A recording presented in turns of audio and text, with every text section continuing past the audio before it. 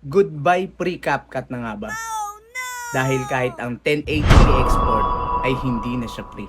So bibigyan ko kayo ng mga alternative na pwede nyong pamalit sa CapCut na free pa sa ngayon para sa cellphone nyo. So ito yung nasa bottom list from Meta, ang Edits app. So meron siyang multi-track editing, background remover, auto caption, extract audio, slow motion, color correction, video filter at pre-1080p export. At ito naman yung hindi available sa kanya, keyframes, masking, tsaka video stabilization. At ito naman yung isa, Yuka, multi-track editing, keyframes, masking, chroma keying, auto caption, slow motion, speed ramping, color correction, video filters at pre-1080p export. Ito naman yung hindi available, background remover, extract audio, video stabilization. You can also try Spring, multi-track editing, keyframes, masking, background remover, chroma keying, auto caption, slow motion, color correction, video filters, extract audio, audio effects, at pre-1080p export. Ang wala, speed ramping, video stabilization. At ang last, gamit ko to. Multi-track editing, keyframes, masking, background remover, chroma keying, auto caption, slow motion, speed ramping, color correction, video filters, extract audio, audio effects, pre-1080p export.